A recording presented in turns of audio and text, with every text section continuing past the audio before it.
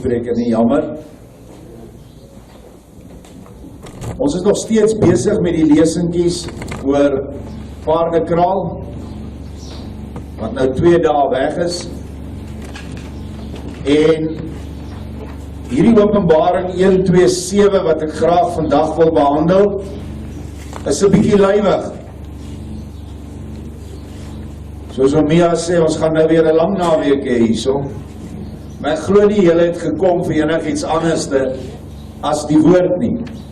En dit is lekker om met mense te praat van die woord eet soveel as wat hulle kan. Want 'n mens kan nie moeg raak nie. Maar ek weet, meeste mense raak so na 20 minute begin die oor rol. En na 40 minute is dit baie erg. Maar ek het gevra dat Vader ons sy intrek neem in ons. So ons gaan nou lekker kuier oor hierdie stukkie brood. Hierdie is vir my vandag sekerlik een van die hoogtepunt lesings wat ek die voorreg kan hê om 'n boodskap wat Vader aan sy knegt gegee het, maar net vir ons die hoofpunte duidelik te maak en dit in verband te bring met al die ander kennis wat ons tot nou toe gekry het. En ek wil nie alleen praat nie, so as ons deur is, wil ek graag vir ons geleentheid gee. Want as een man praat, skielik maak 2 ander idees oop, en dit is hoe dit werk. Dit het gisterand nogal so goed gewerk. So kom ons lees wat Vader op die 21ste gegee het, minder as 'n maand gelede. Die hoofboodskapper Mikael het in die gewaad van 'n vlammende swaard na my Daniel gekom en het toe met my gespreek. Sy mond was soos die hitte van 'n verterende vuur, en my siel en wese het die hitte van sy vlamme aangevoel en opgeneem in die diepste dieptes van my hart. Joshua het my in sy hande gehou en bewaar en afgeseël met die gees van sy vleuels. En hy sê toe vir my, en voordat ek dit lees, ek sien Satan en nou weer die ander speletjie wat hy met ons speel met die vliegtuig. Ons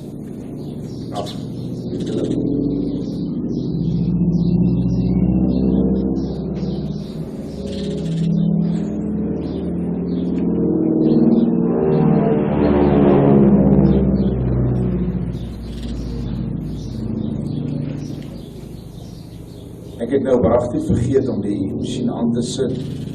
Net in kort, ons doen die Openbaring 1:2:7 aan Daniel ontvang op die 21ste van die 11de.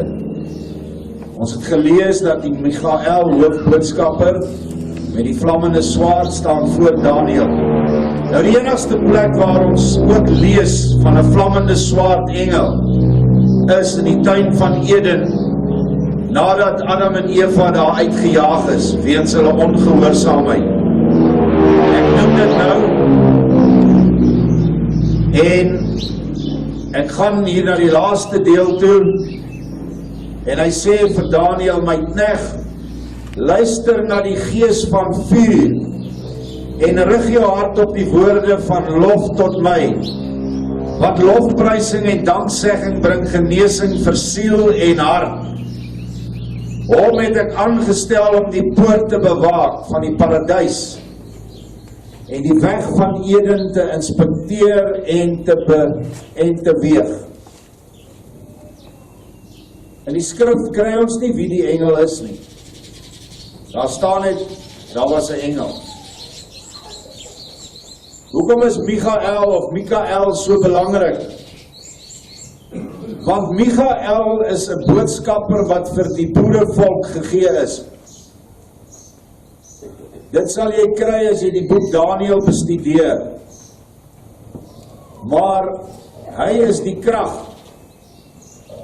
Hy is die wit baan van ons innerlike vuurkleur.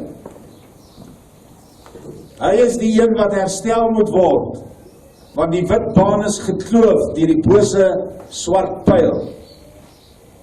En asseblief moenie net die swart nasies se invloed sien nie. Daardie inspirasie vir die vlag het nie uit hulle uitgekom nie, maar uit Esau, uit Edom uit hulle wie die saad van Jakob met 'n passie haat. En dit is waarmee ons nou besig is. Dit is hoekom die 4de dag gister so belangrik was. Ons het dit behandel.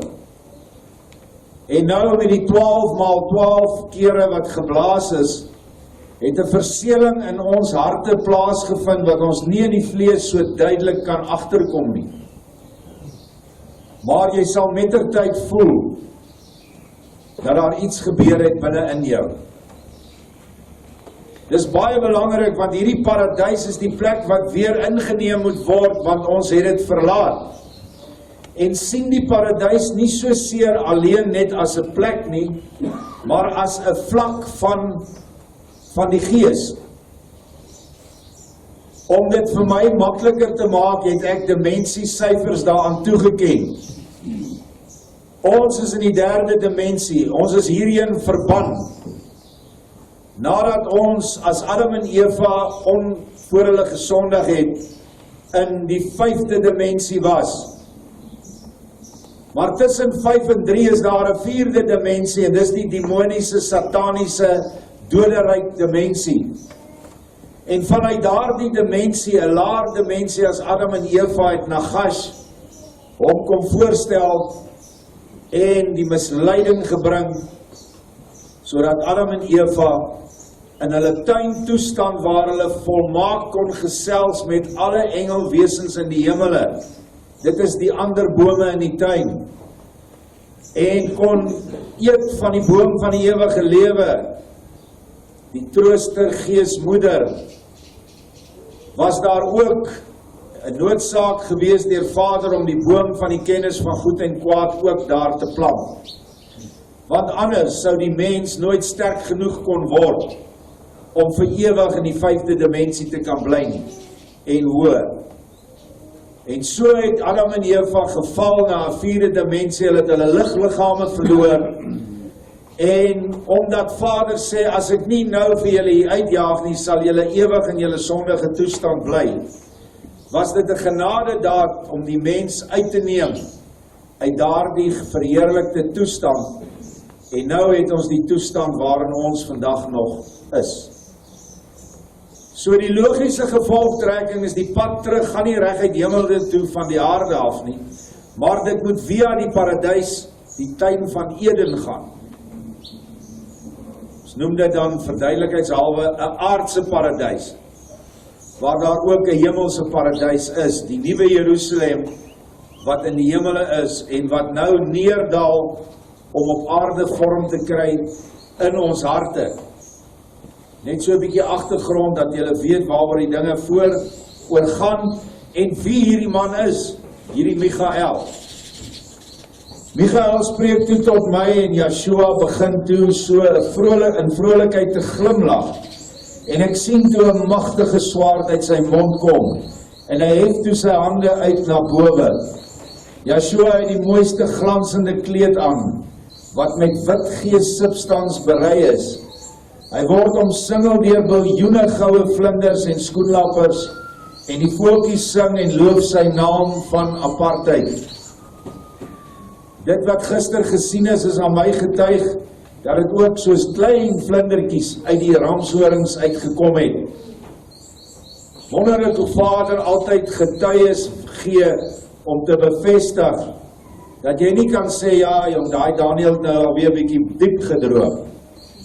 Nee, Daniel alleen is vir my genoeg getuienis.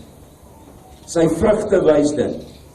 En die 2 dames wat dit gesien het, se vrugte dieselfde. Hierdie vlammende swaard, Michael is nou waar, hy is in die mond van Yeshua. Waarmee is Michael besig? Hy is besig om die 4 engelgeeste in ons saam te trek, die 4 kleur van die gees. Dit is wat Yeshua ons wys. Kom ons lees verder. Hy praat nou, Michael, en hy sê, knegt van my meester en dienaar van die hoogste el van alle lewe. Daniel, luister na die lofwoorde vanuit my vlammende hart, wat hy vir my, Michael, geskenk het vanuit sy grootste liefde. Suiwer is die werke van Jahwe van die ganse heelal, en geseend is die majesteit van liefde. Juig en jubel in die teenwoordigheid van sy hitte, en hulle wat hom nie aangeneem het nie, sal beef in die dag van sy grimmigheid. Die ongerechtigheid sal verwyder word, en die besoedeling sal in die ewige afgrond weggewerp word. Alle eer en lof aan hom wat alles deur wysheid gegrondves het, en wat heers oor alle horisonne der horisonne. Deur die magtige hand van Jahwe het hy alle skepings voortgebring, en deur die hoogmoedige hart van sy teenpool het hierdie skepping vanaf geesharmonie verhard tot harde materie wat van die val van die sonde getuig. Hulle wat die weë van Jahwe verlaat, sal tesame met hulle hartstogtelikhede vergaan, en sal nie vir die ark gereken word nie. Soveel bloed is gestort ter verlossing van die mensdom, en na die skape van Israel het hy gekom, om sy koninkryk en verborgenhede te verkondig. Soveel verborgene het hy aan sy disippels openbaar, wat hulle in hulle harte bewaar. En dit is so, baie keer as jy die nuwe openbaring, die groot evangelie van Johannes lees, dan is hulle nie baie nie, dan sê Yeshua, dit wat ek nou vir julle gaan sê, of wys, hou dit vir julle self, die mensdom is nie gereed om dit te ontvang nie. En dan maak hy partykeer die hemele oop, of hy doen 'n skepping, voor hulle oë verskyn skepings. Maar duidelik met die opdrag, nie almal kan dit vat nie. En so ook vandag se lesing, is 'n verborgenheid wat hy wil openbaar aan sy kinders, wat hom baie, baie oneindig lief het. So ons is regtig, werklik bevoorreg. Aan die ras-egte saad van Jakob sal hierdie verborgenhede geopenbaar word, en aan die huis van Juda sal hulle in herinnering gebring word. Praat hy nou werklik net geneties? Nee.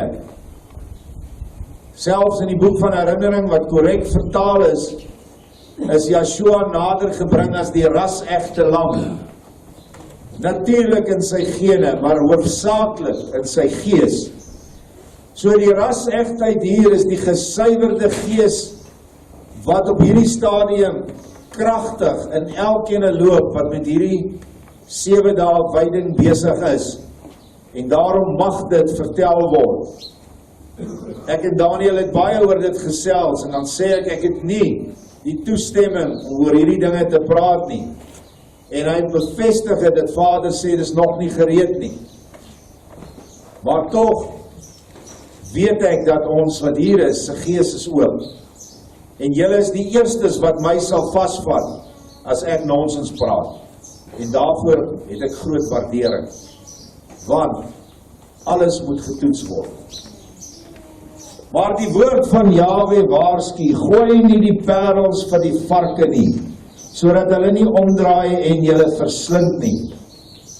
En dit het ons gesien in die afgelope tyd, hoe die varke op internet, hierdie boodskappe, hierdie gesprekke, hierdie openbarings oor die moedergees, hoe hulle dit vertrap. En daarom het ek baie stil geraak op Facebook, want jy kry geen belangstelling nie. En dit sê vir my eintlik dat die mense wat hierdie vlak, hierdie hemelse waarheid soek en smag, is alreeds in die groepe waar dit oopgemaak en verkondig word. Dis nou maar my opinie. Handel in die wysheid van die hoogste el. Verraad is 'n oersonde wat lei na die dood, en die doderyk is hulle bestemming, omdat hulle nie die raad van wysheid van Jahwe verwelkom het in die verstand van hulle harte nie. knegt, die meester jou verlosser en die migdaltoring van jou hart, sal jou geheue open, deur die poort van Eden, en hy sal die werke van sy glansrykheid aan jou wese in herinnering bring, volgens die seisoene en die raad van die Gees, moet jy dit aan die opregtes van Gilgal openbaar, en die naam bo alle name sal verhef word tot in ewighede. Sien julle aan wie hierdie boodskap, naamlik dat die pad terug na die huis toe moet gaan deur die poort van Eden. Dat hy sê dat dit slegs aan die opregtes wie se klippe op daardie hoop is geopenbaar moet word. Sodat die naam bo alle name verhef kan word. Let wel, die naam uit te spreek beteken niks, as die hart nie een is in Yeshua nie. Jy kom in die naam van Yeshua as jy kom as 'n ambassadeur in sy liefde, in sy ander 6 geeste. Dit is wanneer jy sy naam verhoog, wanneer jy sy liefde vanuit jouself verhoog. Want hulle wat hom bo alles soek, sal die beloning erf, wat hy voorberei in sy groot barmhartigheid.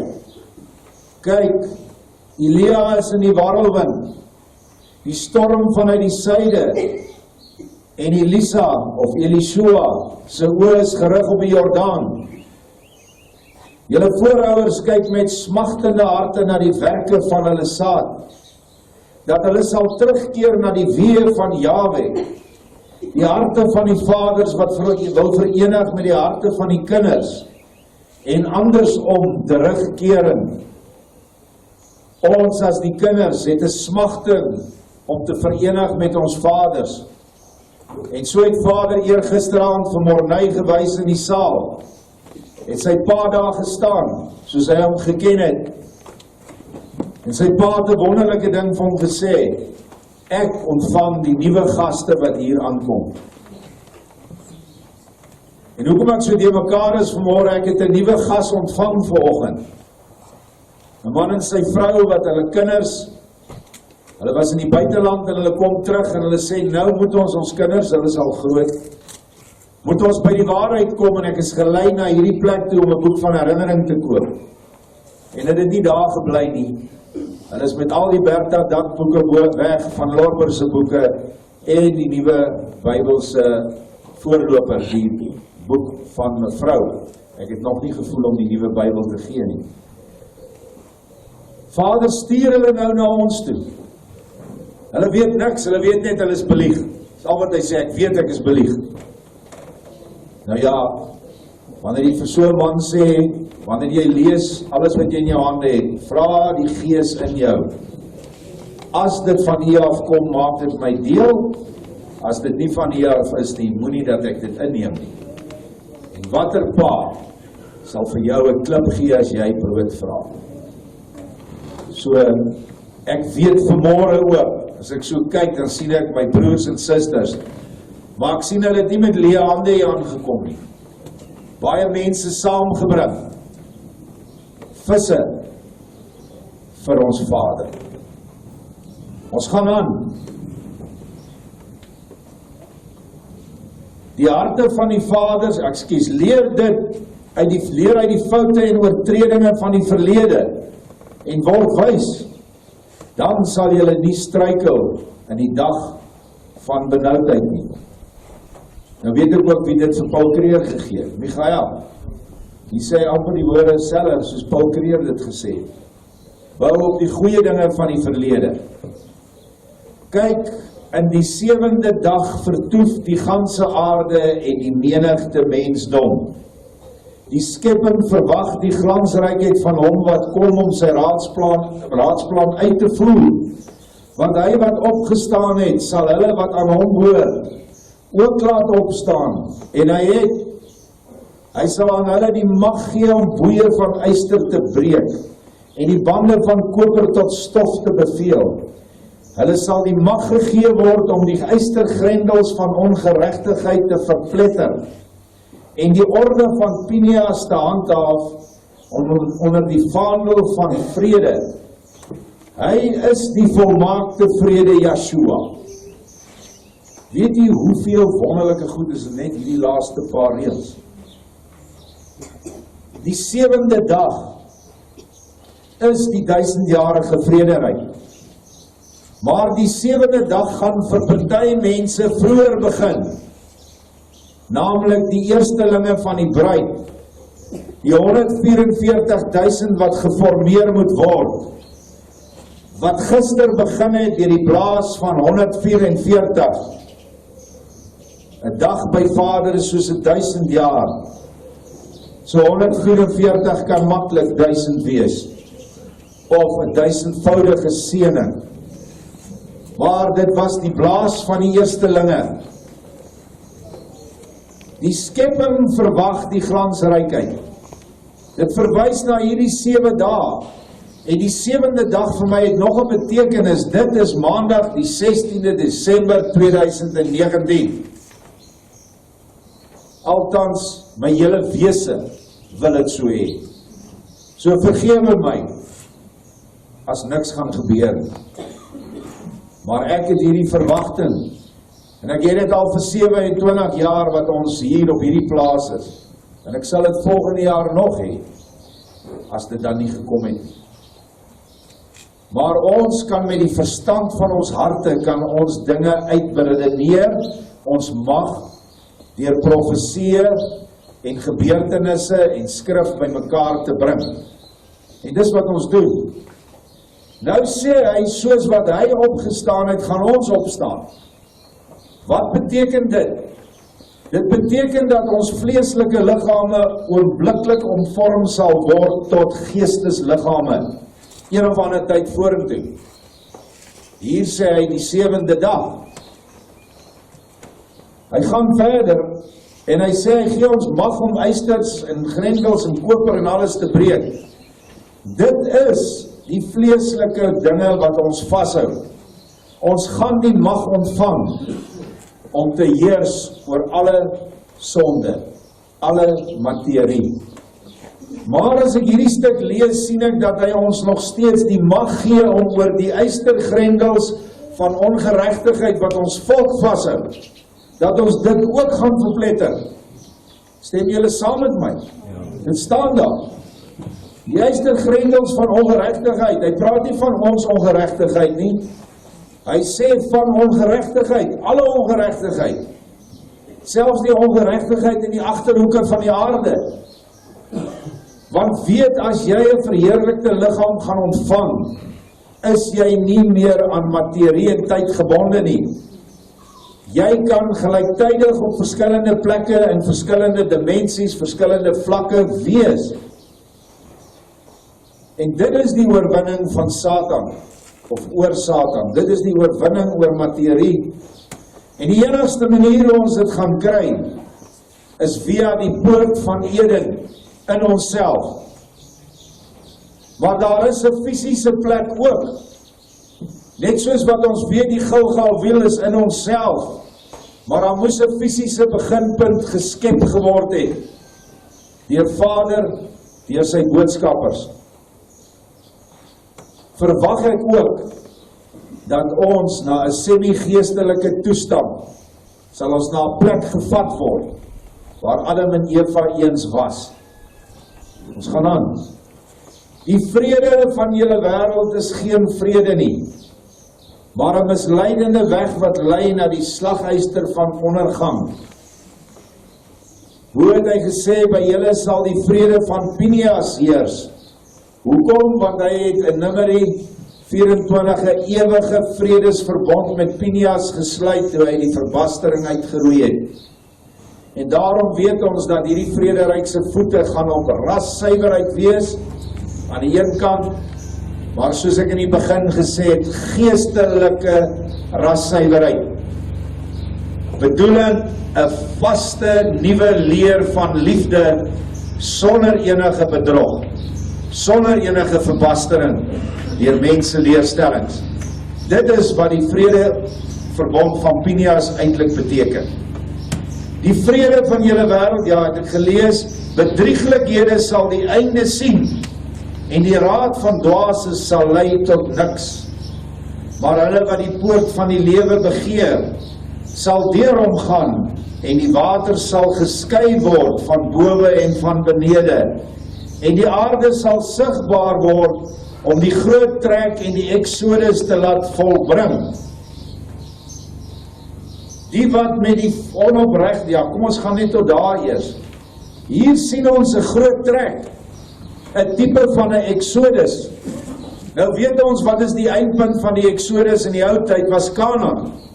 Ons weet waar ons nou met die Gilgal klipwiel in die gees staan, naamlik voor die deur van die nuwe ewige Kanaan. Ons het vandag nog 'n leidraad bygekry. Dit is Eden. Ons moet nou weer trek in ons gees na 'n volgende dimensie of vlak. Want dit is wat Michael nou vir ons kom sê. En dit is nie verniet dat dit nou gesê word in hierdie 7 dae wanneer ons voorberei nie. En hierdie groot trek is die trek na die ewige Kanaan toe. Natuurlik in jouself, wanneer siel en gees verenig en jy deur jou lewenskamertjie gaan. En as dit gebeur het, mag jy dan in daardie 5de dimensie, mag jy toegang kry deur die 5de dimensionele toestand wat jy nou gaan word, deur jou verheerlikte toestand, jou liggaam wat verheerlik is, gaan jy toegang kry tot die hoogste dimensies in die hemele. Maar net soos wat 'n kind eers moet kruip voor hy loop, moet ons daardie pad stap. En dit is hierdie ene toestand, hierdie 5de dimensionele toestand, waar Elia en Henog in opgeneem is. Wie sigbaar was, volgens 2 Nikodemus, dink ek 12, toe Joshua die grendels van die doderyk breek, en hy al sy gereddenis van 4000 jaar tevore vat na die paradys toe staan daar. En daar het die 2 ou manne hulle tegemoet verwelkom en gesê, ons wag nog hier totdat die volleinding van tyd bereik is, waar ons 'n taak het om uit te voer. En daardie taak is nou besig om uitgevoer te word in ons, deur die 2 getuies, deur die 2 olyfbome wat goue olie uitstoot, waaroor ons gisteraand gesels het. Is julle nie opgewonde om te weet, ons is deel van hierdie wonderlike ding wat in vervulling gaan nie. Dit wat hier gebeur in hierdie 7 dae se eenmalige gebeurtenis in die ganse bestaan van die aarde. En dan vra ek net weer, soos ek gebid het, Vader, hoekom het U my gekies? En wanneer ek daai vraag moet beantwoord, dan kan ek net sê, dankie, dankie, dankie.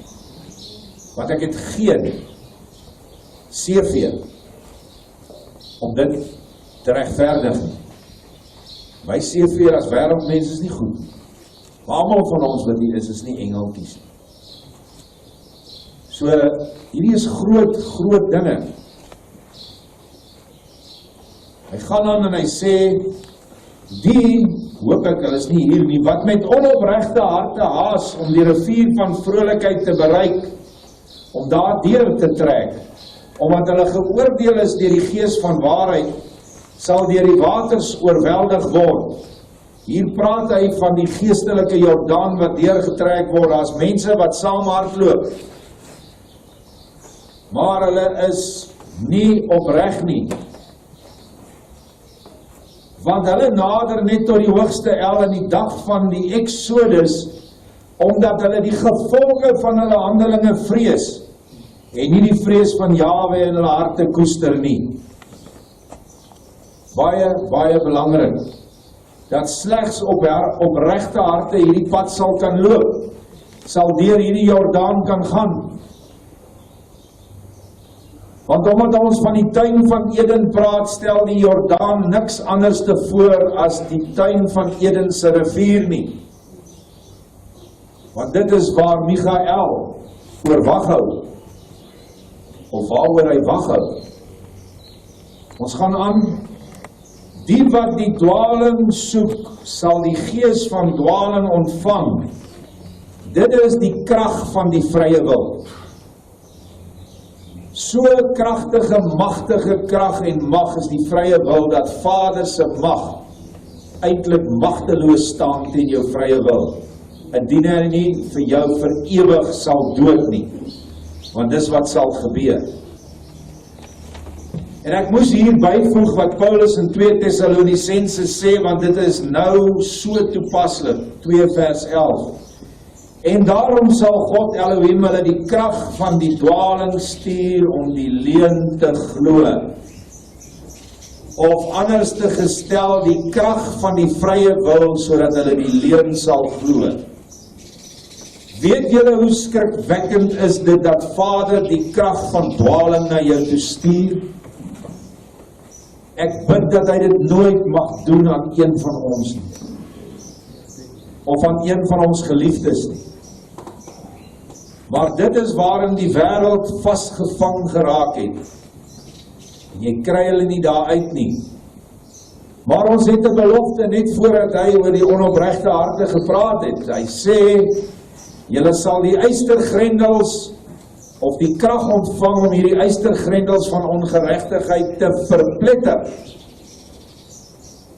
Ons gaan die mag hê om hierdie krag van die leuen te bestry. En dit gaan vernietig word. En daarna sal die persoon die krag van vrye wil moet gebruik. X, Y of Z het aan hom die waarheid gebring, nadat die leungees verpletter is. Nou het hy geen verskoning nie. Die gees van die spesifieke kerk in hom is verpletter. Nou moet hy self besluit, vat hy die waarheid of los hy die waarheid. Het hy moeite om waarheid te soek, vra hy vir die onderskeidingsgees, bid hy vir brood, dit is alles nou die persoon sy eie probleem. Maar vir ons wat hier is, juig en jubel en wees bly, jy het mag oor daardie gees. Maar ons gebruik dit nie altyd nie, want ons is te haastig, of ons is agterloosig. Ons moet die magte van die bose bind en ontbind. Ons, die magte in die mens self, wat daar vassit in sy siel en aan sy aura, moet jy losmaak. En jy moet hulle saam bind. En jy die mag om dit oor 10.000 te doen. Jy sal 'n hele EFF optog van 10.000 boosaards. Sy geestesmag sal jy in daardie vers, Matteus 18 vers 18 kan vasvat. En jy die mag in die naam van Yeshua om hulle die duisternis te gooi. En ek het die idee, as ons dit doen, kom hulle nie meer terug nie. Jan, kan jy my help daar? Het lyk of Vader ons nou tegemoet kom. En hulle kom nie weer terug nie. Dit is hoe ons hierdie land gaan skoonmaak. Julle weet dat die skrif sê, as jy nie die sterk man in jou hart kry nie, dan kom daai goed, hulle te reg, om 7x7 keer terug te kom. 49, en as jy nog 'n bietjie verder boos raak, is dit 49x7, en so gaan dit aan. Maar in hierdie vyand, in wie die asem van die lewe nie geblaas is nie, in hierdie hatige Esau nageslag op ons gaan volle mag hê oor hierdie ongeregtigheid. Dis wat ek hier lees. Ek sien nie 'n beperking nie, glad nie. Die krag sal afhang van jou geloof en van die vlak waarop jy jouself beskikbaar stel vir werk, vir diens. Sodat almal geoordeel kan word wat die waarheid nie geglo het nie, maar behaag gehad het in die ongeregtigheid. So dit is noodsaaklik dat Vader die twee goed saamstuur. Die gees van dwaling, en dan kom hy en deur die bruid stuur hy die krag om die dwaling te verpletter. sodat niemand kan sê, ja, maar weet jy, ek was in die kerk gebore en ek het in die kerk dood gegaan en ek het maar die dominee geglo. Daar gaan 'n tyd nou kom van elke ene dat hy nie daai verskoning meer sal kan gebruik nie. En dit is die wonder van die tyd waarin ons nou is. Die wat die guns en verlossing van hom soek, wat leef en heers, sal die guns van Jahwe ontvang, en sal saam met hom regeer en heers onder die naam van Israel, El met ons, Immanuel. Daar is mense wat sê dat die Israel eintlik nie korrek vertaal is nie, dit moet Yasharael wees. Ja is my El. Regeer saam met El. Ons weet alles wat hy vir ons gegee en beloof het. Ons gaan aan, maak gereed, o knegte van Jahwe. Maak gelyk die weg van hom, wat kom om die nasies te oordeel en sy kudde te versamel, want hy is die volmaakte suiwerheid, in en deur sy almagtige wese, en ook haar die wysheid van Elohim, en ook haar die waarheid van vrede in hom. Mag julle nie verwerp nie, want sy is in hom en hy in haar. Weer eens die verwysing na die derde dag of tweede dag, wat Daniel gekry het, maak gelyk die weg, in homself, kry die dale en die bulde gelyk en die rotsplekke. Maar wanneer hy dit voorberei het, en elkeen wat hier sit, wat erns het, is die volk se pad ook nou besig om dan deur ons gelyk gemaak te word. As ek dit so kan stel in aardse terme, jy moet eers 'n padbouer wees op jou eie erf en dan vir ander mense. Dit is waarvoor hy ons geroep het. Kan julle die dubbele deel sien wat hy weer van praat? Ons het die afgelope tyd oor 'n dubbele deel van sy gees gepraat, wat Elisa gevra het, Elishua. Jy sê, Elia, jy vra 'n moeilike ding. Maar as jy my sien as ek weggaan, en ek voeg by, en as jy met hierdie mantel van my die waters kan kloof, dan het jy die dubbele deel. En dit is die wysheidsgees, die moeder van Spreuke, wysheid van Salomo, wysheid van Sirach, baie sterk daar, odes van Salomo, en haar, eintlik odes praat oor haar, die waarheid. Johannes praat van die trooster. Dit is die dubbele deel wat ons ontvang het. Dit is wie Yeshua vir ons gegee het, toe hy opgevaar het, en nou beloof in Joel 2, dat hy haar kragtig vir ons sal gee. En dis waarvoor ons hier is. Die wat wysheid en insig het, verstaan, en die wat verstandig is, ondersoek. Die vuur van sy liefde kan verteer, maar ook kan die vuur 'n hittige beskerming wees vir hulle wat sy liefde begeer. Die rots is die berg waarop julle moet bou, die huis van sy gelofte. Suiwer is die werke en verordeninge van die hoogste El, en in die naam van Melchisedek sal die orde gehandhaaf word, en die hulp sal verleen word vanuit die suide. As jy 1 Petrus 2 gaan lees, en ek dink ons het dit al baie behandel, is daar 'n rots wat die hoeksteen van die huis is, wat vir die wêreld 'n rots der struikeling en 'n klip des aanstoots is. Maar vir ons is sy kosbaar. En dit is ons moeder trooster, wat ons aantrek. En ek kon dit vanmôre vir daardie man en vrou sê, en ek sien hoe glinster die oë. Waar het jy 'n bruiloft gesien wat die bruidegom die bruid aantrek? Dit is die moedergees wat die bruid aantrek. En ons kleredrag is die regverdige dade van die apartes, staan in Openbaring 19. En hierdie huis is die huis van 1 Petrus 2 waar hy vir ons opdrag gee, laat julle self opbou tot stene van apartheid, Pineas orde stene, suiwer in ras en suiwer in gees. Dit is die rots wat ons maandag die 16de as ons gelofte aanvaar word, deur 'n verbond of 'n kontrak bevestig sal word vanuit die hoogste hemele met getuies wat hierdie kontrak sal onderteken in die gees, jou en my boerevoouers. Die Vader se harte wat deur hierdie kontrak te Paardekraal een gaan word met die harte van die kinders. Weer vra ek jou hart, besef jy waarom jy hier sit?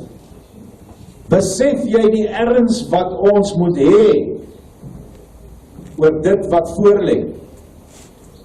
Besef ons die verantwoordelikheid wat ons het? Terugkeer na jou ou normale self bestaan nie meer nie. Jy moet die teels intrek van jou perd. Die perd wat heeltyd wil weghardloop. En jy sal sy perd moet wees voor die Gilgalwa, waarin die volk moet klim. En daarom moet jy besef waar staan jy wanneer jy maandag daar weggaan en hy het 'n vlak van geestelike vlak in jou openbaar waarmee jy moet gaan werk onder jou volk. Gaan jy soos die 11 apostels wees wat dit deeglik en getrou gedoen het toe hy hulle uitgestuur het, of gaan jy soos Judas Iskariot wees wat sy genesings en sy wonderwerke verkoop het? Verkoop praat ek nie fisies van geld vra nie. Aansien, mag, al daardie dinge is ook verrotte geld in die gees. Ons gaan aan. Die naam van, voor ek lees, in die naam van Melchisedek. En ek het baie mense wat met my verskil en stry, dat Yeshua is die priester volgens die orde van Melchisedek. En net soos wat ek Dirk in Yeshua is, en hy in my is, en ek deel is van hom, so is Melchisedek ook 'n entiteit, 'n individu, wat in Yeshua is, wat 'n orde opgerig het, aan die ander kant toe hy weggevat is deur die engel Gabriel, is hy geneem na hierdie tuin van Eden, hierdie 5de dimensie, en daar moes hy en engele moes gereed gestaan het saam met die 2 getuies, sodat hulle uiteindelik diegene kan ontvang wat die nuwe Jerusalemse mure gaan oprig. En daarom is daar 'n persoon Melchisedek. En Daniel het 'n openbaring gekry waarop Siener van Rensburg skryf. En hy noem van 'n traktaat wat by hom is. En daar is net een traktaat wat belangrik is, en dis die traktaat tussen die boere en die Duitsers van daardie tyd. Melchisedek het met sy hand op sy linker skouer gestaan, maar Daniel mocht sy gesig nie sien nie. Daardie Melchisedek is nog steeds in daardie dimensie, in die 5de dimensie, in die tuin van Eden. En hy moet doen wat in die profesie van Henoch staan, Openbaring Henoch 23 iewers. Jy sal daar wees as 'n priester vir 'n ander geslag. En hy was na Noag tot by Josef omtrent of Jakob. Nou is hy weer betrokke met die boerevolk. Is dit nie wonderlik nie? Hoe ons weer eens, kan ek sê, so bevoorreg is. En die hulp sal verleen word vanuit die suide. Enoch 77:1, vanuit die suidelike kwartier. Wag op die stem van Jahwe en vertrou nie op die woorde deur mense lippe nie. Want die tong is bedrieglik onder die nasies, en die lippe van 'n verraaier spreek duisternis vanuit sy duistere hart. Neig julle ore tot die woorde van majesteit, en rig julle oë op na die berge, want berge versit hy in die krag en mag van sy regterhand. Die spruit in Sion sal oorvloedige waters voortbring, en julle dors sal geles word, maar ook nie geles word nie. Want sy waters van lewe laat die riviere, bronne, damme, fonteine van sy kinderharte smag na nog meer. Hoe soet is die waters van lewe nie. Sy stem is soos die van baie waters, wat lewend vloei in die sagtheid van sy barmhartigheid en genade, om nuwe lewe voort te bring. Maar die waters kan ook klowe vorm, en der gesteentes en rotse sny soos 'n tweesnydende swaard. Water sal nederig tog so kragtig, so lewend tog so streng in die dag van die donderweer. Dit is die waters wat hy nou vir ons beloof, wat ons gaan drink, en wat ons gaan deurdrink, tot in ons innerlike. Die winde versamel in die kraal van Gilgal, en die winde is teen die mure van Jericho gerig. Die natuurgeeste tesame oefen oor hulle wraak uit, ook hulle wraak uit oor die dwaasheid van die mensdom, en die oortredinge van die twee gesigte. Neem sy wet in ag, en bepeins dit met berou, want die sonde van Babylon reik tot aan die hemele, en stink voor sy aangesig. Daar bestaan suiwerheid, maar min is daarvan oor in die harte van die mensdom. Die winde versamel in die kraal van Gilgal, die tornado, daar die engelgeeste wat winde vorm, is nou besig om dit vir ons te gee. En ons aanslag is teen Jericho, wat die hele bose bestel van Satan op aarde insluit. Ag, kan ek vra dat iemand net met Isaan praat daar om daai hond stil te kry? Dankie, Jacob. Ek, Michael, die bewaker van Eden, bring in herinnering sy woorde. Seun teen sy vader, dogter teen haar moeder, broer teen suster en suster teen broer. So sal hy sy opregtes van hart versamel en sy groot huisgesin oprig. Kyk net hoe wonderlik. Ons ervaar dit, al ek vir 27, 30 jaar, dat het werklik vader teen seun en dogter teen moeder is, vriend teen vriend, broer en broer teen broer. Dit is wat ons vir hierdie jare ervaar het. Maar dit is ongelukkig die pad, die enigste pad wat ons moet loop, is hierdie pad.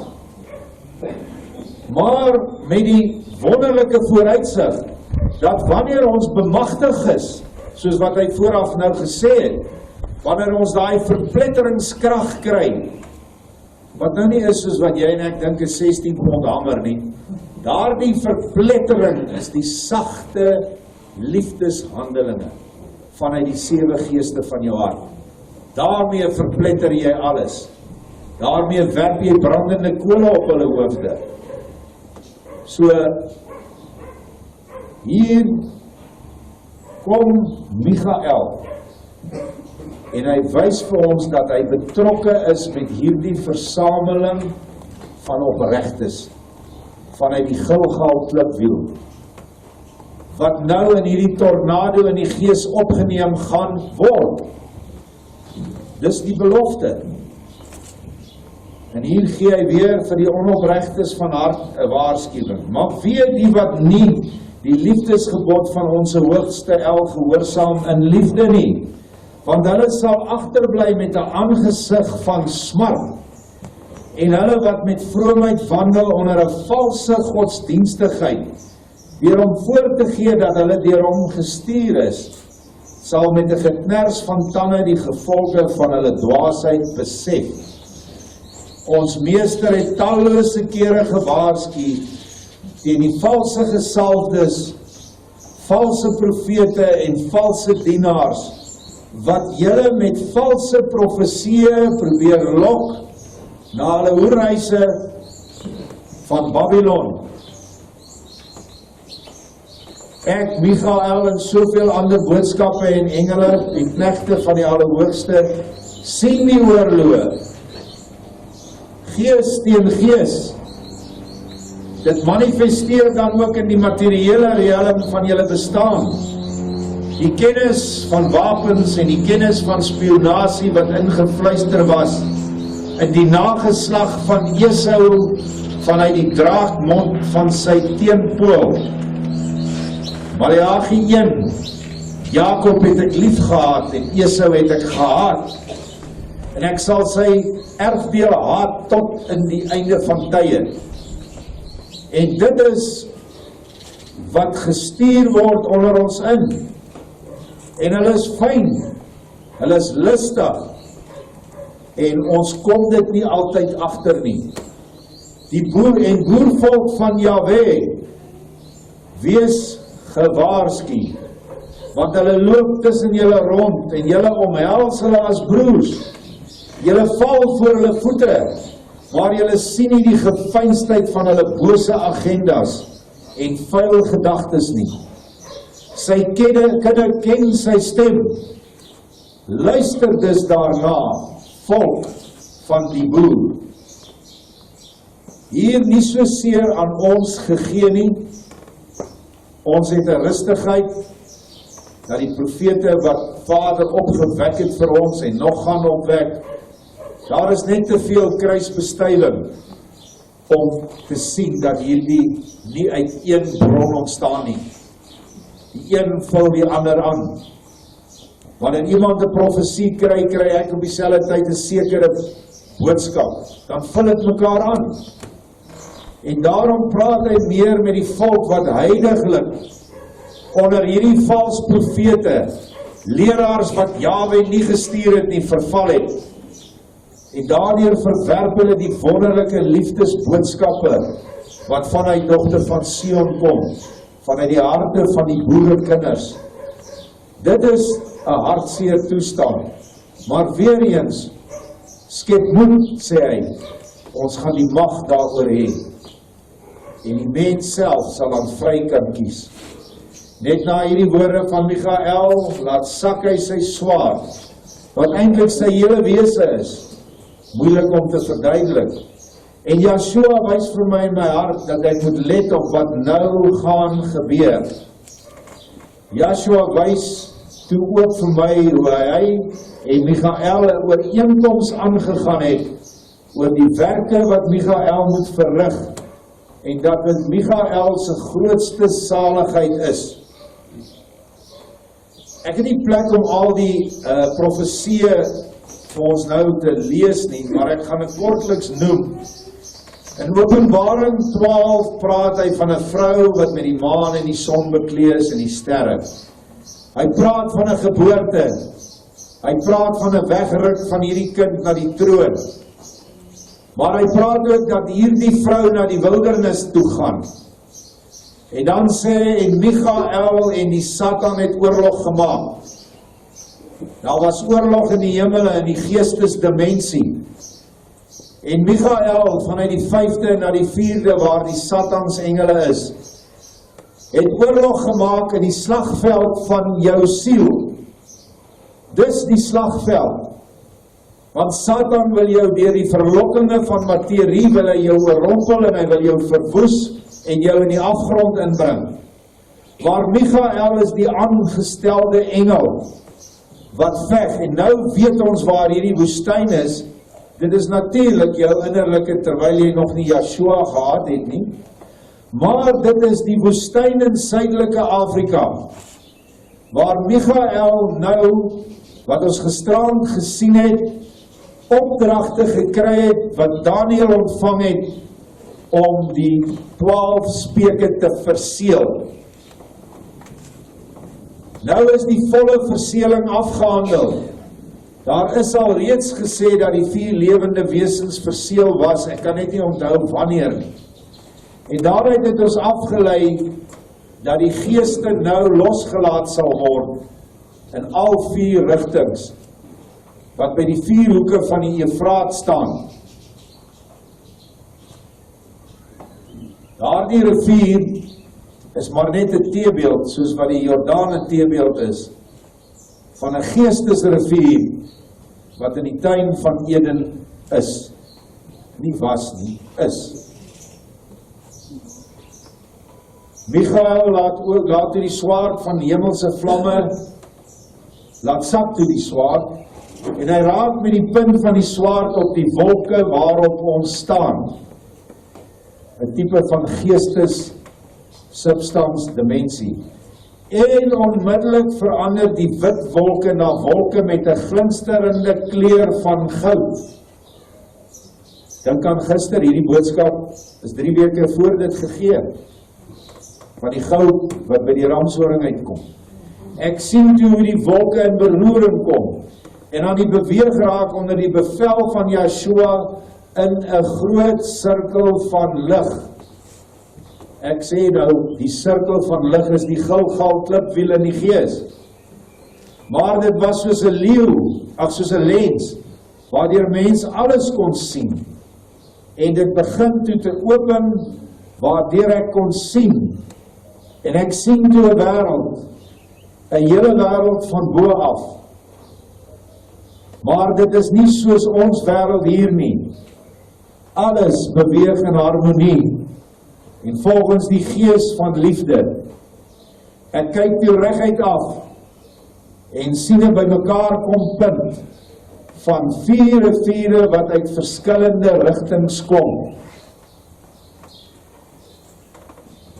Ek het al gaan kyk op atlasse, ek kon nooit daai tuin van Eden se rivier opspoor nie. Baie mense sê die tuin van Eden was daar by Mesopotamië. Daar is so 'n nuwe beweging wat sê dit was iewers in Afrika. Ander mense sê dit was noord van waar die vloed was in Rusland. Maar nêrens kry jy 4 riviere wat of by mekaar kom of uiteenvloei op een plek, noord, suid, oos en wes nie. Maar hier sien Daniel nou saam met Michael wat hom wys deur 'n lens. Maar die lens gaan deur die spiraal van die tornado of van die ligwiel. En hier sien hy 'n wêreld in harmonie. Ek dink ons is redelik geregverdig om te sê hy sien die paradys. Hy sien 'n deel van hierdie paradys waarin die 2 getuies volgens 2 Nikodemus is. En waar hy vir hom siener waargeneem het. En ook ander van ons voorvaders en voormoeders, soos Emily Hobbes, wat deur Christine waargeneem is, Siener van Rensburg, Paul Kreer, en andere, generaal de Wet kan ek nog onthou. Boerevaders, wat bekommerd is oor hulle aandeel in jou en my afvalligheid. En elke dag bid hulle onder die altaar en hulle sê, hoe lang nog, hoeveel bloed moet nog gegiet word, voordat u verlossing bring. Halleluja, verlossing het gekom. Daardie vader se harte is nou stiller. Hulle is dankbaar, want Yeshua gaan beweeg. En weer eens, die wonderlike voorreg, jy en ek is deel van daardie beweging. Hy het die Gilgal wiele beweging genoem. 'n oneindige beweging wat al hoër en hoër gaan. Want dit is wat 'n spiraal doen. Soos 'n koedehoring gaan hy al hoe groter. En ons is deel daarvan. En ek het die vers van Genesis 2:10 waar hy praat van hierdie rivier net ingevoeg.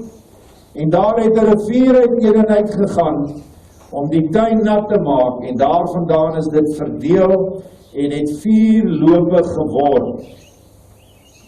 Ek kan nie dink dat dit enigstens 'n ander rivier kon wees nie. Want dit is die toestand wat ons moet bereik, naamlik die toestand van Eden. Stapsgewys het ons dit verloor, stapsgewys gaan ons dit terugneem. Adam en Eva in die tuin van Eden, toe hulle gesondig het, daardie toestand moet oorkom word, as man en vrou, as individue. Maar Adam en Eva was androgeen geskape, man en vrou in een. En my vermoede is dat na die 1000-jarige vrederyk, in die 8ste dag, sal ons daardie fase bereik. Die fase waaruit hulle geval het, nadat 'n volle week van 1000 jaar verstryk het. En dan kan jy die oneindige oneindige tydlose ruimte ingaan. Materie is nie vir jou meer 'n probleem vir ewig nie. Jy en jou vroulike geesteshelfte is vir ewig saamgebind as die skepingsentiteit wat Adam en Eva moes gewees het, moes doen. En ek baie vir myself afgevra, toe Adam en Eva in daardie man-vrou toestand in een was, kon hulle nie dalk baie meer as net mense geskep het nie. Kon hulle nie ook ander spesies skep nie, want hulle het die mag oor die natuurgeeste gehad. Hulle het mag oor die diere, die blomme, die voëls, die ryke van plante en oor die materie gehad.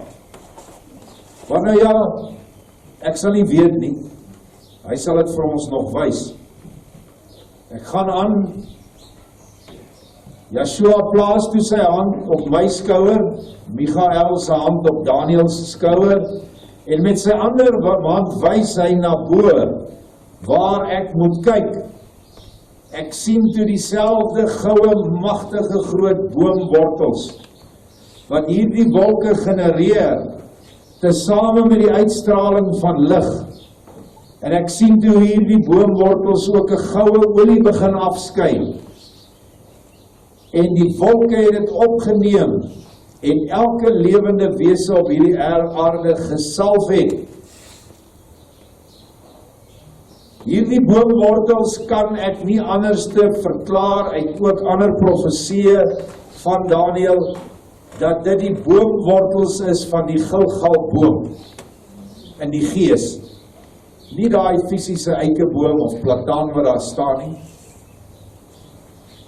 Die geestesboom wat hierdie lig, vortex, lig, tornado dra, het ook net sulke sterk geestmateriële wortels wat afgaan in die aarde in, maar wat van 'n sekere geestesdimensie, wat deur 'n sekere geestesdimensie vasgehou word. Die boom is volkome gees, maar die boom in die gees moet ons wat vlees is, terugbring in die geestessfeer van die huis waarvan ons vrywillig uitgegaan het. En dit is hoe ek hierdie boom sien, want dit is waar die goud vandaan kom. Die goud kom van onder af. Die goud wat as vlokkies nou oor hierdie hele volk gaan. Eintlik sê hy oor die hele wêreld. Hy stort werklik nou deur hierdie boodskappe 'n laaste poging wat hy aanwend om die hele wêreld by hom te kry.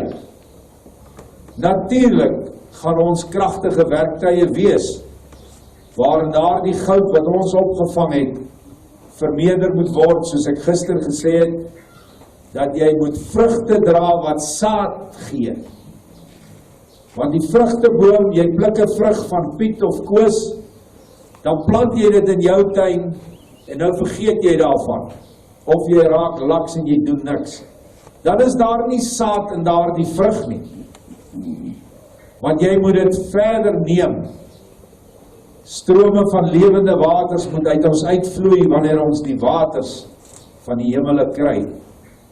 En hy het dit gesê, hy het die waters geskei van die waters. En ons siele gaan sigbaar raak in die geestesdimensie. Hierdie goue olie, weer eens die 2 olyfbome van die kandelaar, die olie van die salwing, kom nou na ons toe. Die 4 vure, en hierdie is vir my so pragtig, het elkeen 'n oortreffende kleurskynsel in hulle waters gehad. Een wat 'n kleurskynsel van rooi, ander kleur van wit, ander kleur van blou, en 'n ander 4 kleur van groen, en lewe en wysheid gehad het. Weet jy hoe mooi is dit? Dat die 4 vure van Eden wat gevloei het, is die 4 kleure van die 4 kleur, of anders gestel toe was van 'n hof geïnspireer is om die 4 kleur te ontwerp vir ons, was hy ook in 'n verrukking van die gees om hierdie kleure op die vlag te sit. Oopsiener sê die 4 kleur gaan weer wapper. Watter een dink julle gaan eerste wapper? Hierdie een in die innerlike, wanneer die 4 lewende wesens wat die 4 kleure van die reënboog voorstel, wanneer hulle in jou lewend gaan word, dan vloei die 4 vure van liefde, krag, waarheid en wysheid vanuit jou binneste, vanuit jou hart. Dan is die 4 kleur gehuis in jouself. En dit is interessant dat hierdie klomp die buite dit reg gekry het om die oranje, blanja, blou tot nie te maak. Jy mag hom nie meer wapper nie, dit is 'n misdaad. Vir ons pla my nie eintlik nie.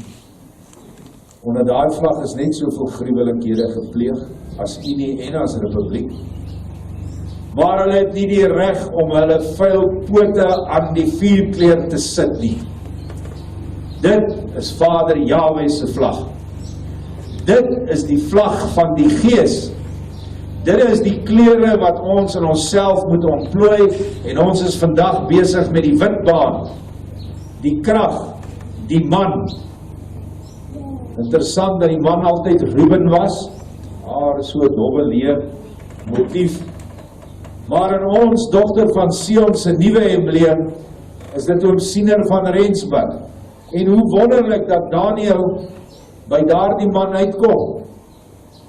En dat hy vir ons sê, ek is besig met die traktaat, en hy skryf op. En dit sê vir my dat Oopsiener aan Daniël geopenbaar is as die verteenwoordiger van die ander gesalfde, die gesalfde Gees Raphael, Henog. En daar was Daniël dan eintlik by die 2 getuies waar hy hierdie goed gekry het. Michael, die krag, Raphael, die wysheid. Dan het ons ook vir Melchisedek.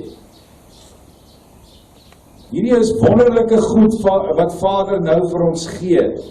En dit is so, wanneer ons dit lees, dan gaan dit nie so lekker in nie. Ek hoop vanmôre dat hierdie woorde diep binne elkeen sal gaan.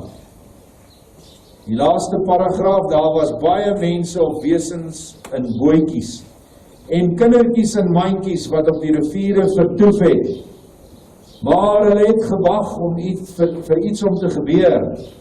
Hulle het so groot verwagting in hulle oë gehad, maar hulle oë was heeltyd gerig op Yeshua, wat die ewige son en warmte vir hulle is.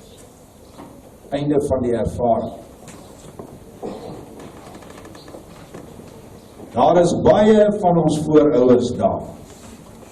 Nie net mans, generaals nie. Een van hom siener van Rensburg se laaste profesie was, hy sien die tabernakel daal na die aarde toe. En hy sien in die galery van die tabernakel, sien hy kindertjies uitkom, en hy sê, dis konsentrasiekamp kindertjies. En hy herken sy 2 dogtertjies. Maar hulle is omvorm, en hy sê, hulle het blonde haartjies en blauwe oë. Die hele boervolk, veral die van die konsentrasiekampe en van die oorloë wat in ongeregtigheid teen ons gevoer is. Hulle wat aan die ander kant gevorder het. En ek dink aan die bevrydings wat ons moes doen in 2008. Die bevrydings daar buite by Bergendal. Die bevrydings by Irene. En ander bevrydings wat ons moes doen toe ons op die berg, die Magaliesberg, die klipstapel pak, toe ons na Boerevolk se graf toe ry, en daar vir die eerste keer word die nuwe gelofte gelees, in groepsverband, en uitgedra met ramshorings, en Vader sê wat met Boerevolk gebeur het, daardie gruwel sal nooit weer herhaal word in hierdie volk nie. Hy wat vermoor is deur sy eie, deur Jan Smits, generaal in die Boereoorlog, vermoor een van sy eie krygers.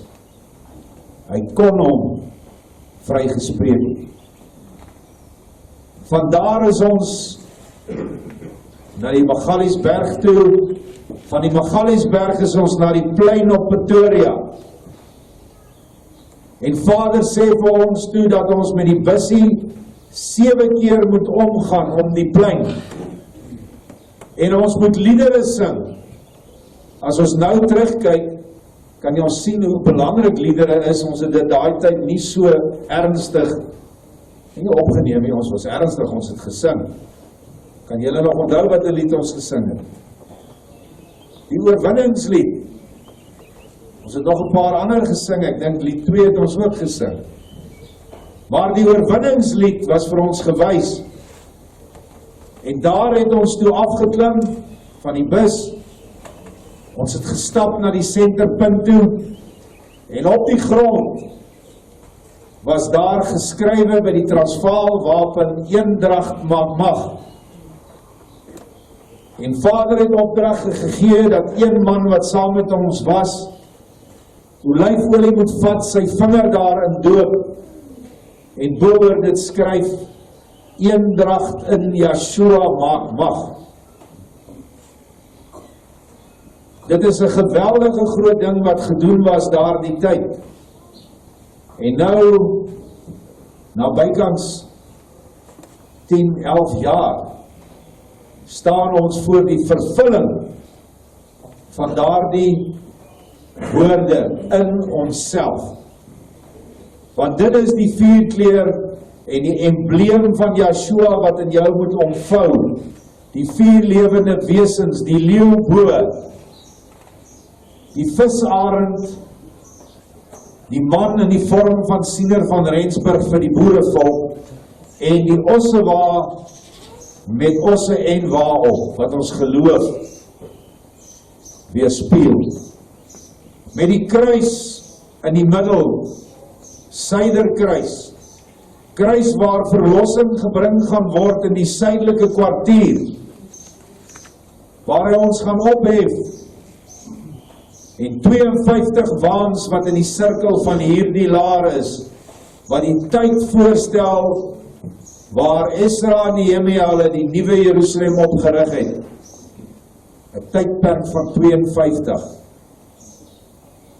Dit is waar ons nou staan. Dit is 'n wonderlike voorreg vir elkeen van ons. En dan loop ons net vandag in ons hart en ons sê net dankie, dankie, dankie. Wat kan ons meer doen? Wat kan ons hom gee wat hy nog nie vir ons gegee het nie? Ons kan geen geskenk vir hom bring nie.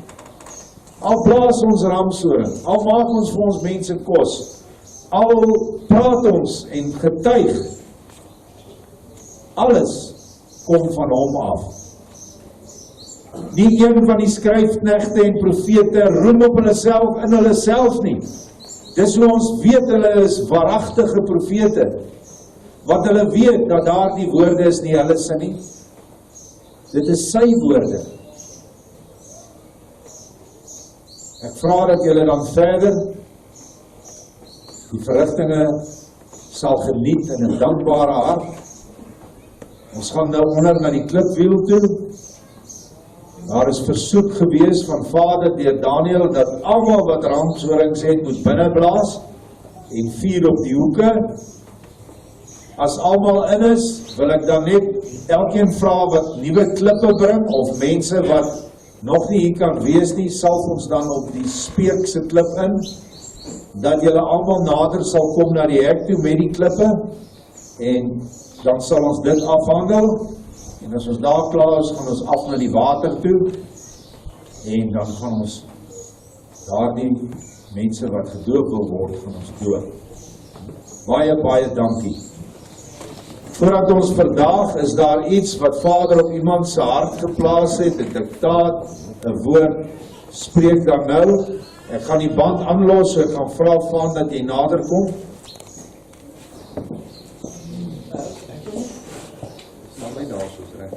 Ek wil net, terwyl van liewelinge hier wat miskien dit sal twyfel oor die wat broeder gesê het, die mag wat ons kan omgaan. Hier in Oos-Kaap was 'n man gewees baie jare gelede. Daar was 'n man gewees, sy Duitser, sy naam was Michael Schobek, as ek hom kan uitspreek. Ek weet, my moeder het altyd van hom gepraat as Spoorbek.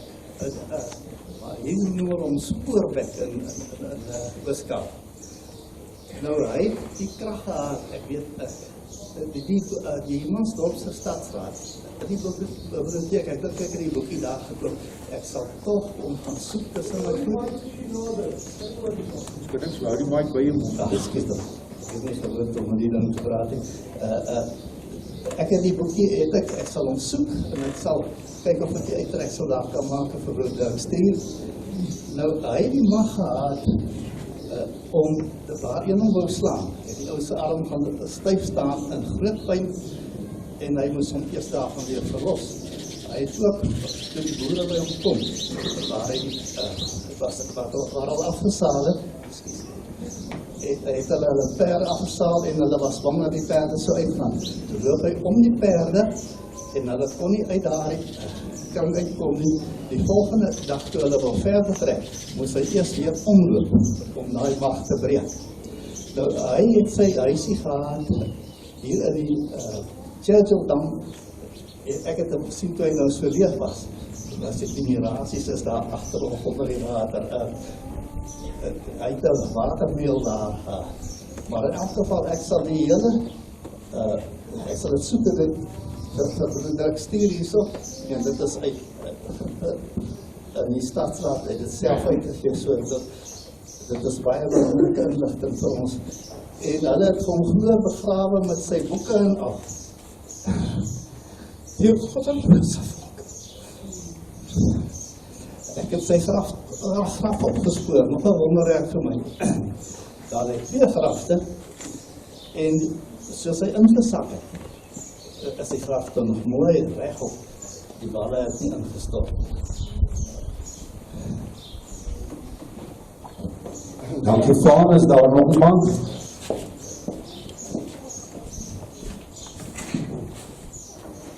Ja, ek staan nou hier voor julle. Ek is baie swak om te praat. Ek vra die Vader om my te help om met julle nou te praat. Ek het nog nooit vir soveel mense gepraat nie, maar ek het laas week 'n droom gehad en hy het my gesê, skryf neer. Net wat uit die droom uitkom, en skryf ek neer wat ek gedroom het. Hy het daar gesê, wat ek nie verstaan nie, en ek verstaan nou, dink ek bietjie beter, maar oom Dirk sal nog meer kan help. Ek wou met oom Dirk praat, maar het is miskien goed dat ek praat en almal hoor. Toe sê hy vir my, by Paardekraal sal die eerste Israeliete gebore word. Dis al wat ek neergeskryf het. Dit is in die boek wat ek daar neergeskryf het. Ek het daar agter gesit, my hare staan nou reg op die wak staan. En ek my bly Kielie en ek het so gehoop op Dirk sê, nee, kom ons gaan dit, dus laat ek nie hoef te staan hier en te praat nie. Maar daar het tot my kop opgegaan met Kielie. Sê nie, ek het nou gepraat en dit is wat ek sê, wat ek vir julle moet oordra. Dankie Dirk. Dankie Ben, dis Ben van Vieren. Is daar nog iemand? Dan. Goeiemôre al my broers en susters. Ek staan skuldig vanmôre aan julle. En julle rukkie terug het ek ook 'n openbaring gekry en dit was die tyd toe die volk almal op vasbroodjie groepie het almal Jesus het Christus gesien die wiel wat draai. En bokant die wiel het sy nog 'n ander as, die as gesien met nog 'n wiel bokant die wiel. En 'n ander broer het gesien dat die as, is daar nog 'n tweede as, met ander woorde nog 2 wiele. Die 4 wiele stel voor die 4 lewende wesens, die 4 wiele. En agter elke wiel was daar dan voor dit lewende wese, die wiel het gevolg waar die lewende wese wou gaan. En iemand anders het gesien, daar is oor om die naaf van die wiele. En direct besef ek dat elke oog op die naaf van elke wiel is die substasie of soos 'n substasie van die Gilgalwiel wat nie 'n gesin wat se klop op die wiel lê. En dit het ek nagelaat om te deel. Natuurlik omdat 'n mens altyd skaam is en nie altyd so maklik voor mense praat soos nou nie. So ek vra vergeef my, maar weet dit dat daai oor op die wiel, op die naaf van die wiel, is 'n gesin wat se klip op die wiel lê en dit is 'n substasie van die wiel. Baie dankie Jan Heineke. Ja.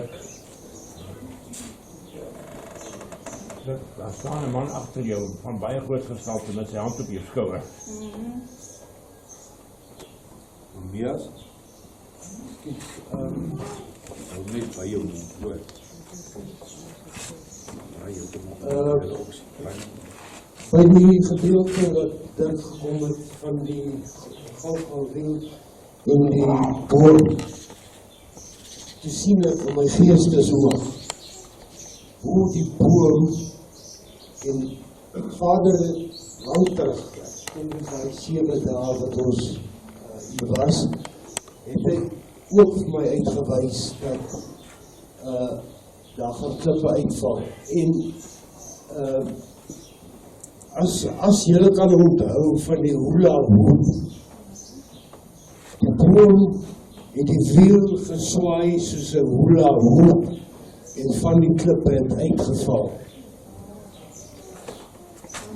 Ek dink amper dit pas nou by Benny se ding van nuwe Israeliete. Dankie ook Mees. Niels, kom staan hier, sê wat jy nou gesê.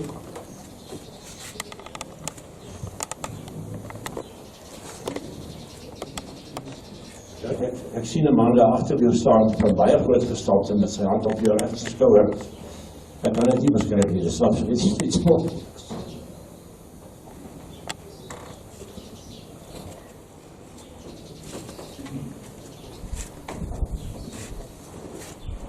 Eerste, ek kan amper sê op 'n ligte noot. Julle het nie idee hoe vrolik Joshua kan wees nie. Hy kan soos Christine altyd sê, spelerig wees met ons. Toe Dirk nou praat van die Suiderkruis, hy het nou die hele ding beskryf, die wapen. En op die ou ende praat hy van die Suiderkruis. Toe sê Vader vir my, die Suiderkruis is my pindrop vir my volk daar buite, om hulle huis toe te lei. Daai man wat jy sien, Niels, ek sien hom ook. Ek het hom nou gesien en vir my is dit geopenbaar. Ek sien hier agter Dirk staan 'n groot man, maar dit is 'n boer, soos in die boereoorlog, so aangetrek.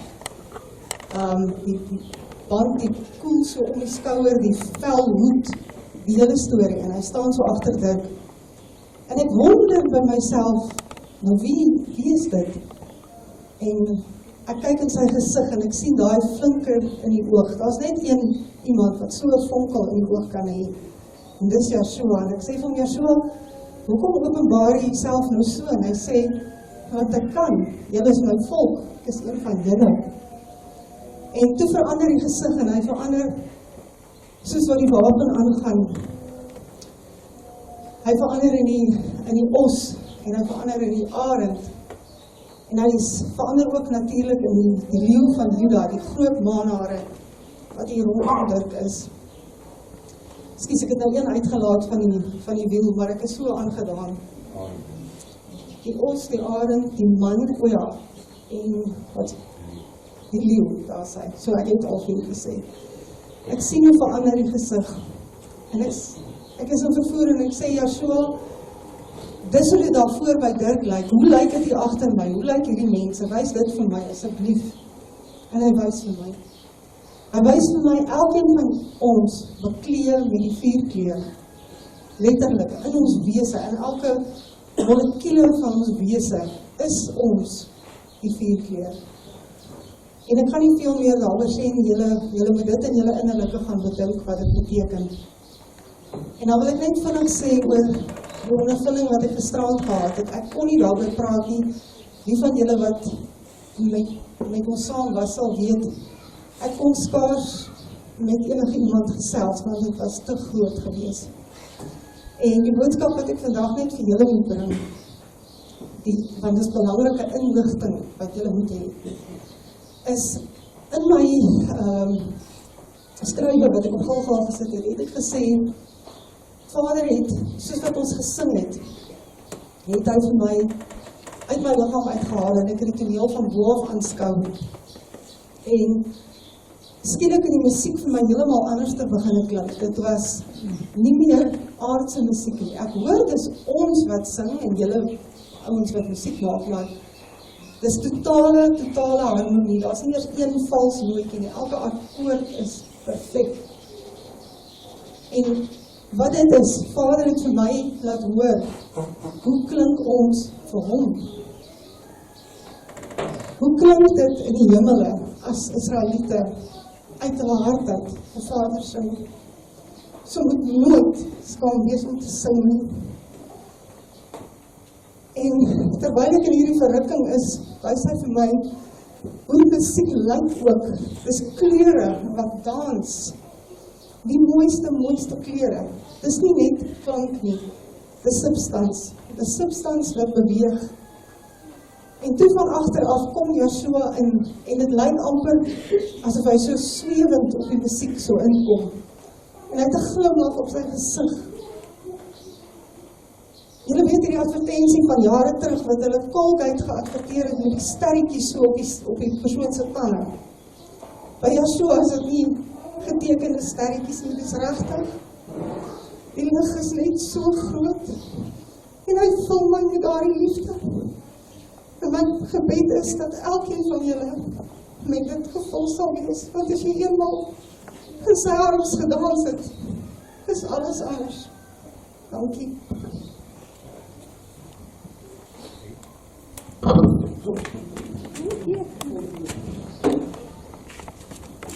Goed, wonderlike getuienisse, gaan ons dan af toe, ons gaan daar die seënlied sing, ek dink ons almal ken hom, ander moet maar saam sing, kom ons beweeg af, maar onthou nou ons is baie, ons moet 'n groot kring maak, hoor.